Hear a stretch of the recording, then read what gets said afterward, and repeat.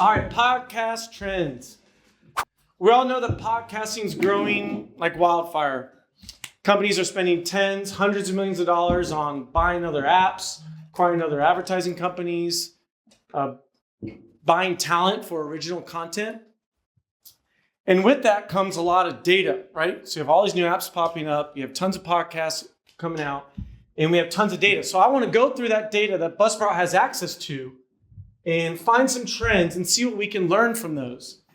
Now, you'll see some statistics on podcast trends that people put out there, and they're surveys. And I, for one, am not a big fan of surveys. You ask people, how often do you go to the gym? I'm like, I go every day, bro. Every day.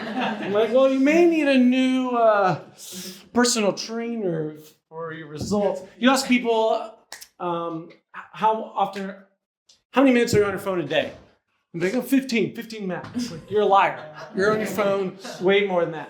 So I wanted to look at the data and see what we could learn from it. And so I went through all our podcasting data and tried to weed out anything that I thought was not good or not really descriptive of what's going on in podcasting. With all this data, I really want to make an emphasis that this is my you do you slide, right? You do you, boo. Don't look at this stuff. Get excited. Change your mind. You're going to change your podcast to go do this, go do that.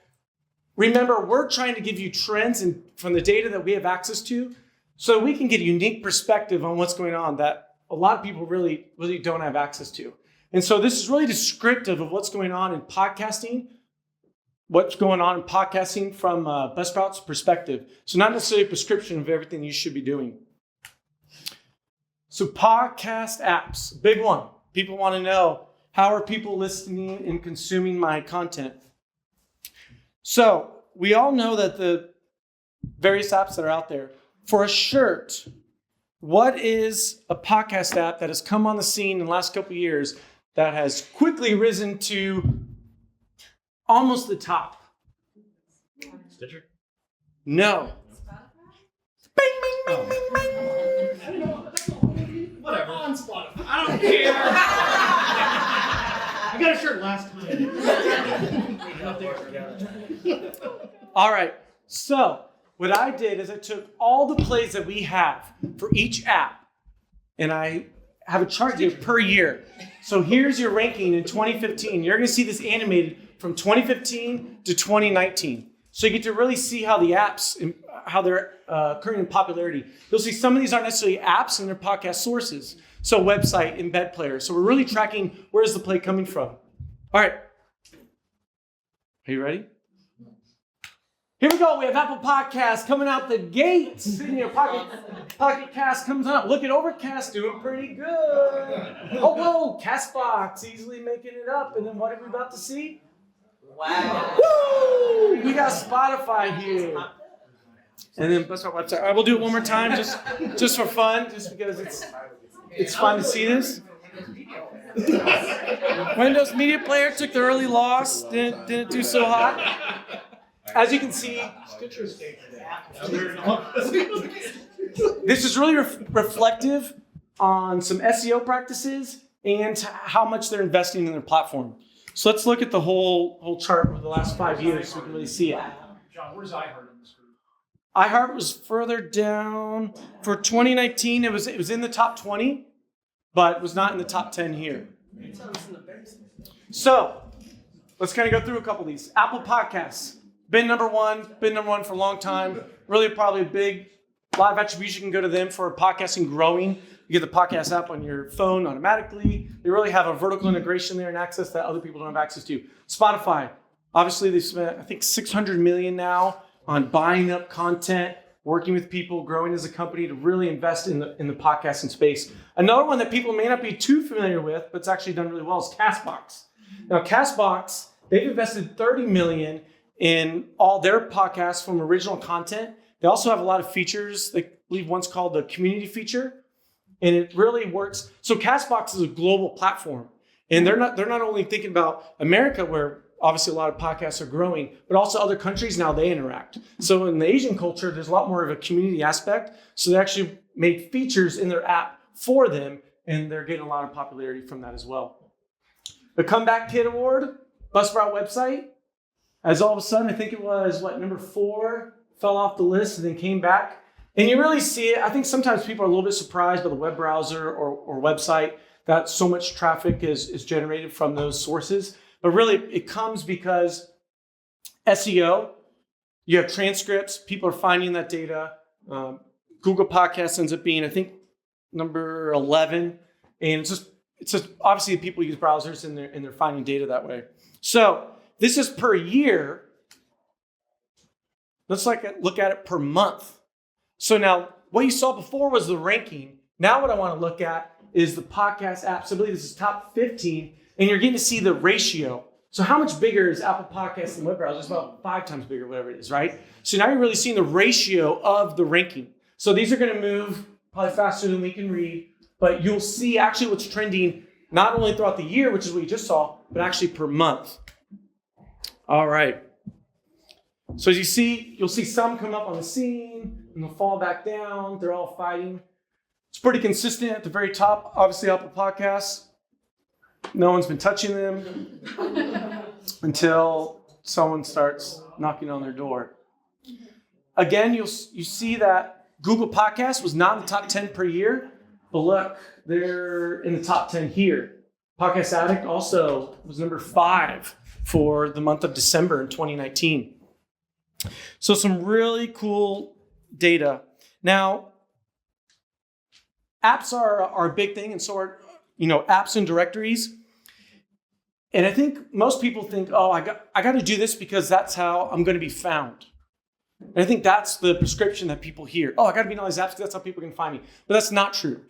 The data shows that most people are found through word of mouth and social outlets, right? So they're not actually going through an app and going, how can I find some Jacksonville podcast that does whatever? People aren't doing that. But what it does help you if you're in all of these apps, especially the major apps, is that your listeners are using those apps. So you should be in there. You should go to the app.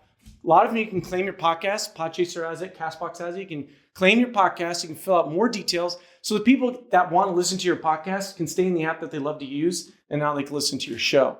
And I think that's the big thing to learn from. Countries. What's going to be the number 2 country for the end of 2019? Australia. Who? What? UK. Ding, ding, ding, ding, ding. Again, this is for Buzzsprout. So it's a little bit descriptive of what Buzzsprout's an American company, English speaking. And so a lot of the podcasts that get attracted to. All Philippines, what up? Sorry. There you go. So same thing per year. You're going to see animated from 2015 to 2019. Again, these slides, you can go to Buzzsprout's Twitter. I have them on my Twitter account, so you can find them. So don't worry about trying to capture with your phone or whatever. We'll give it to you guys. You ready for this? All right. So you see a couple switch places early on. You see India comes on in the scene. We have another country that comes on the scene, Sweden, slowly rising. Germany takes a little dip there. Look at IKEA go. Oh, there goes IKEA. Oh, we're coming back. Let's go. Philippines come back. So I thought this was really interesting. Look at the order of 2015. Look at the order of 2019. It's exactly the same. Now, I'm going to show you another chart in a minute where you get to see. We're going to see something? So you'll see a little bit more consistency here than the apps, and you get to see them being in the same. But the one thing that you're not getting from that is, now this is the sheer number of plays, right? So now we're getting to see the proportion, how they compare to each other. And what you're going to see is look how little everything is from the UK, Canada, and Australia. What you're really going to see throughout the years is that they actually are catching up. Anything that's descriptive of Buzzsprout, obviously, and descriptive of what's going on in podcasting in general. A lot of other countries, it's becoming more of a global thing. Technology is rising. People have more access to it. And so if you look at the very end, I'll compare it with just the beginning. You'll actually see that these bars are filled more than when it was. So you see all the other countries, they are growing. Obviously, we have more English-speaking countries being the company that we are. But you'll see it's pretty descriptive. I think the only other area that maybe not that is happening in podcasting is Spanish cultures. That Latin America is really growing in podcasting. All right. Percentiles. So people always ask the question, is my show successful? Obviously, there's many ways you can answer this. You can answer it from engagement, of how many people are responding. Maybe you have something on your show, maybe a link to see how people are, maybe you have questions, how are people engaging my show? But what I wanted to try to do with the data that we had is from an objective standpoint, what about plays? What on average how many plays are people getting? So what I did is I took an episode, at 90 days, I cut it off. So I want to see a full 90 days of each episode, and I put them in percentiles. What do you think the 50 percentile gets at 90 days? 50 percentile gets how many plays on average per episode at 90 days? 15,000. How many? 130. Way lower. Still lower. 150. Lower. 75. 24. 75. Double what you said. 48. Close enough. All right, so let's take a look. So I got percentiles from 25, 50, 75, and 90 percentile. And you'll see the number of plays on the left side and the amount of days at the top. So that's when they first publish. 7 days, you'll see 30, 60, and 90. Let's go.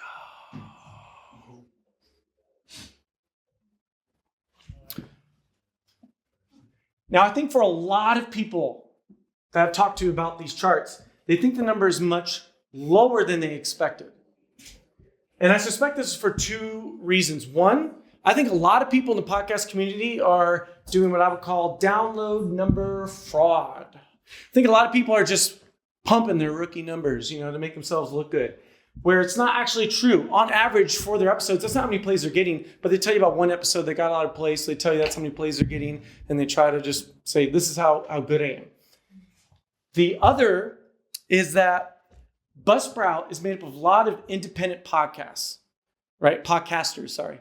So from other companies that have tried to look at their data and see what are they showing, I don't believe that they're cutting the data correctly and getting a good, accurate representation of what the average podcaster is getting in terms of plays.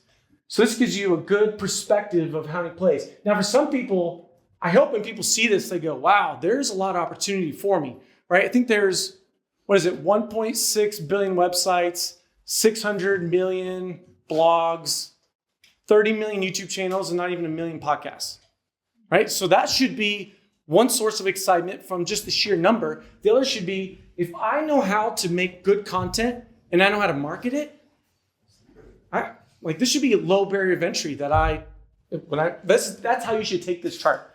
That I think, I could, with some intention, really grow my podcast and be an upper percentile. So that's the main thing. I think some people look at it and go, everyone's getting thousands of plays except me. I should just quit podcasting, man. I'm not any good. But that's not true. That's not representative of what's happening at all. You saw some Twitter posts that someone was trying to, humble brag. So, another cool chart. So in terms of plays, you had, The 25 percentile is about 25 plays, 50 percentile, 50 plays, 75 percentile, 125 plays, 90 percentile, 350 plays. So I also broke it down to 99 and 95 percentile because I wanted to see, is the distribution for each percentile just like linear or does it go exponential? And look at this. Remember, 90 percentile was way out in the lead with the last chart we saw. Now you see 99 percentile is growing, and it is growing still so fast after 60 days. It just keeps growing. So in terms of numbers, the 90th percentile is 7 times larger. They get seven times more plays than the 50 percentile. The 99 percentile gets 70 times more plays. So the people who are really investing in their content, their marketing strategy, they are doing exceedingly better than, we'll get to it in a minute, but a lot of people who they upload and they walk away. I think they upload, check a box, I'm done, and then they go off and do something else. We had one podcaster he had a medical podcast, and he had a particular episode about the Ebola virus. And he was doing pretty well. It was probably in the 75 percentile. But all of a sudden, he had a bunch of plays, wrote in and said, hey, I think I may have a bot. What's going on? Checked it out. It was legit. What was happening is the Ebola virus, there's an outbreak. I forget where. And a lot of people were tuning into his episode. And so all of a sudden, he had all these plays. Well, he had his episode, high content. He was a doctor talking about the Ebola virus. He had everything. His title had Ebola in it. His description had stuff about the Ebola. He was in a bunch of apps. People found him, ended up listening to him. And that's why he was successful. He had the marketing strategy. He had the high quality content. He just needed that timing aspect. And then when he hit the timing, all of a sudden, I believe he was just above 95th percentile on that episode. And so obviously you got a lot more plays, a lot more subscribers and all that. So you really see with intentionality, you can be up in the upper percentile. All right, podcast categories. What's the number one podcast category on Buzzsprout and in podcasting in general? Sports. Entertainment. Lifestyle. Don't think I've heard it. Finances. There's Relationships. no. There's one. There's what's feeding this genre is that there's one almost at every corner. There we go. Here we go. Religion. I think it's a lot of people do not understand it, but think about it. So this is going to be descriptive of Buzzsprout, but also going to be descriptive of podcasting in general. When you think about it, who has had tons of content week after week for the last...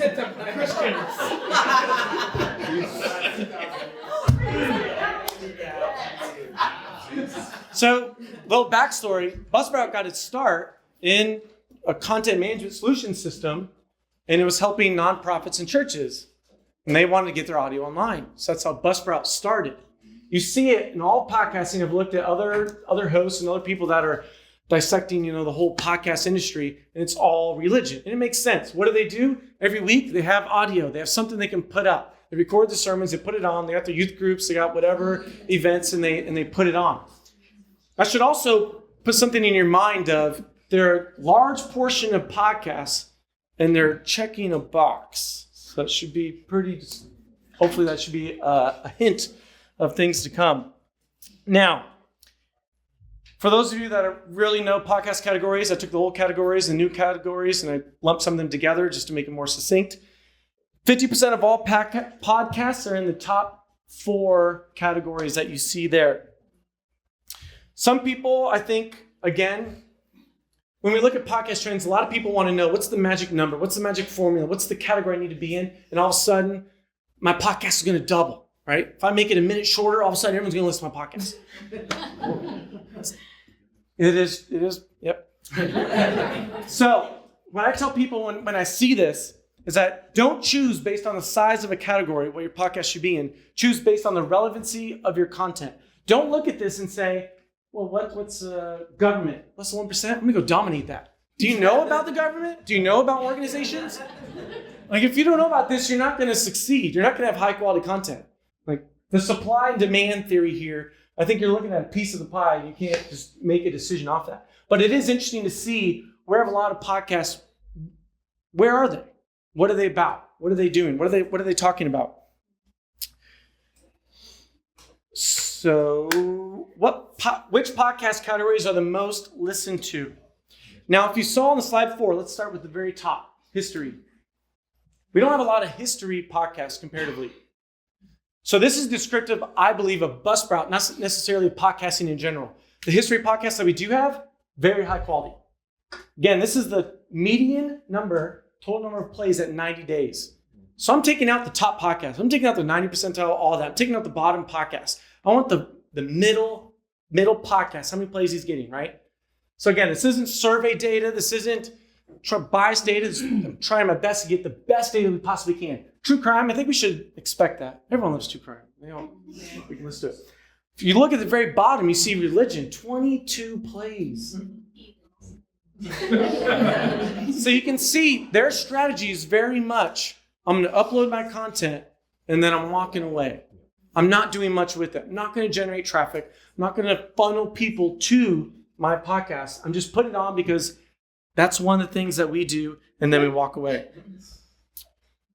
So when we saw earlier, 50 percentile was about 50 plays.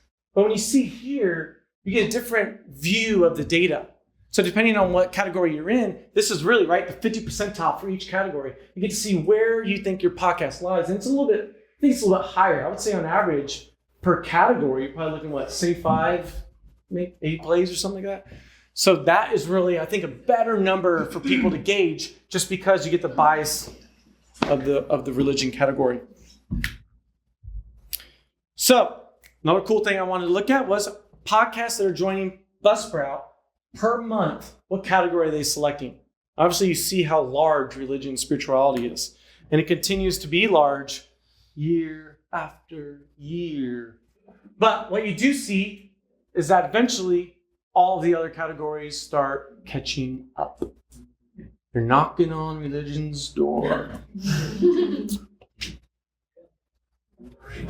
And all of a sudden, then you see some start beating. I believe this is caused because you have, there's hundreds of thousands of churches. They all have tons of content. They've been in podcasting. Now you see it become a little more mainstream, more independent people getting in. Well, they're not all choosing religious spirituality. They have other categories, and you really see those categories catching up and surpassing religion and spirituality per month, not just the total, what you're seeing before. Episode length. How long should my episode be? What is the 50? What is the average episode length? Let's just say 45. 35. 41. It's like a word search. I'm like trying to. 25. 52. It's less than 40. 35. 38. 15. Ebola. Oh, you said 38. You said, all right. Yeah, this is. If you need a different size shirt, let me know. We got a lot of them. We can switch them. What's the number? It's about 38. So I would see a bunch of survey data, and they say podcasts are getting shorter. And that's one of the things that led me to, I want to take a look at this. Are they getting shorter? According to Buzzsprout's numbers, I do not see episodes getting any shorter. They're pretty consistent. I don't see a difference. I think some people think, if they got a minute or two shorter, that's what I'm going to do. I'm going to blow up. That's going to be the thing that's going to take me. But it's not. So for many, I think the big thing here is that the time should not dictate how long your podcast episode is, but your... Yes, I'm just going to keep saying it. I'm going to say it over and over and over until people get it. Yes, the content shouldn't fit the length. The length should fit the content. And I believe that all the best podcasts, so a lot of this data I went through and I said, all right, let me look at individual podcasts. It's just a way of me verifying all the data that I'm gaining. And I would not see all these. You would not see, they're long episodes, they're short episodes. You would see varying lengths of episodes. It's whatever was fitting the content, whatever they're talking about. And I think that's what that really made them successful. All right. So I want to look at how long are podcast episodes per publishing schedule. So what you see here is, I think what you would pretty much expect. They're obviously going to be shorter if they're about every day, right? Because that's a lot of content. Putting content every day. A lot of people that are probably going to have a podcast that's coming out every day, they're going to be shorter, maybe 5 or 10 minutes. What's interesting is for most of these days, you see them being about 40 minutes, so really a tad longer than the average. The average is just being held down by people who are podcasting sporadically or they're podcasting pretty often. But you see it kind of being, for most people, if you're podcasting around 7 days, really it's about 41 minutes, which I thought was sort of interesting. A little bit different than what the average shows. Publishing schedule, the other half of the equation. I think the people look for that perfect number that's going to really do it for them. So often are people publishing. So I would say about 40% are publishing every 7 days, about every week.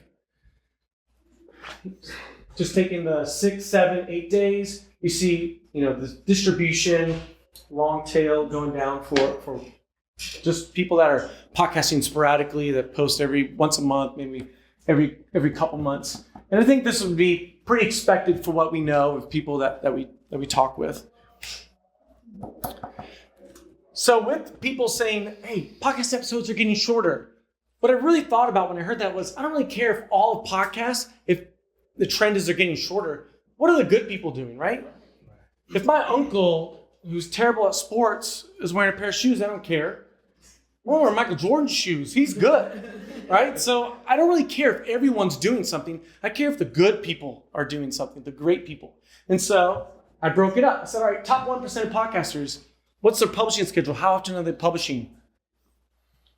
I don't see any statistical significance that would lead me to believe, oh, the best podcasters are publishing much, frequently than others. Is that days?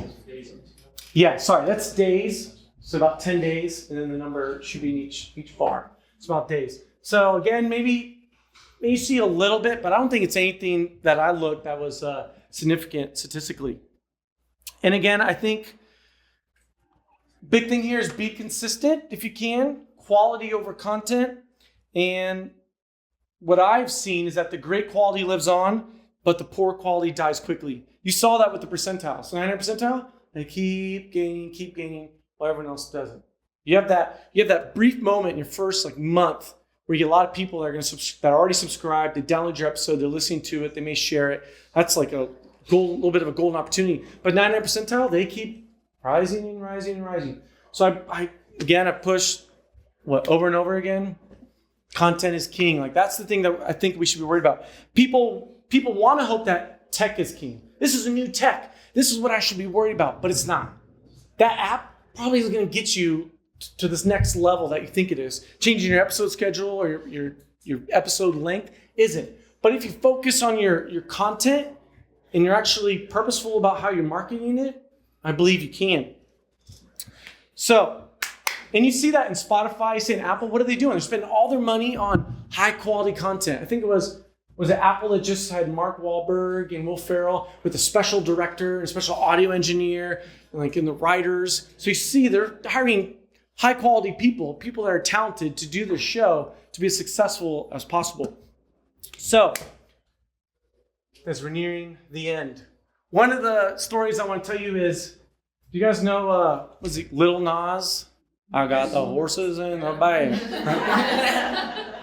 So there's a great marketing, I think it's a tweet storm about what he did. And I think it's a great example for podcasters, really anyone if you have high quality content, how can I market it, right? So he put his his song on SoundCloud, then went on Twitter, told people about it, and he got 5 plays. It's all right, well, this isn't working. Well, what are people interested in? I'm interested in funny GIFs and memes and all stuff. So you start posting that. Got a big audience. So he did that long enough to we got a big audience. So then he said, all right, I'm going to post my audio file. Posted it, got 10 plays. So he's like, well, still not what I'm going for. But people love all of the memes and everything. So what he do is he took funny little movies and put his music to it. And people are like, oh, I love this. I'm going to share it. I'm going to retweet it. This is awesome. And then they're interested in the music. So then they'd go looking for the song, but then they couldn't find it. And he noticed, what were people searching? They were searching for horses in the back, not Old Town Road. So he changed his song title, Old Town Road, Horses in the Back. And then people were finding it. So you saw, not only did he spend a lot of time trying to create this good song, he then was intentional every step of the way, almost like an agile process, if you will, of how are people responding? What can I change? Do it. How are people responding? How can I change? Do it. And obviously the song was number 1 for 19 weeks straight or something. So you saw a lot of intentionality on creating the great content and really getting the audience to come listen to his song. Relatively easy to achieve a top tier podcast. As I mentioned before, there was 1.6 billion websites, 600 million blogs, 330 million YouTube channels, and less than 1 million podcasts. So hopefully people see that, and then they see the percentiles, and they're really encouraged. Again, we talked about it a million times. Don't worry about episode length. Don't worry about how How should I be publishing in a way that's going to really grow it by changing the days by 1 or 2? That's not going to be what really takes you. I put in here, you should be publishing something great, not perfect. I think people will go beyond, I don't know if I want to publish yet. I would speak to so many people, well, I've been thinking about doing a podcast for 5 years, really just nailing down the idea here. Like, you're not going to be able to really create something great unless you publish it, see how people react, and iterate and get better at it. But don't just wing it, do something, put it out there and say, I'm expecting more. You should have intentionality just like Nas did, and you should try to create the great content that's gonna really, really help you. That is it. Again, if you have any questions,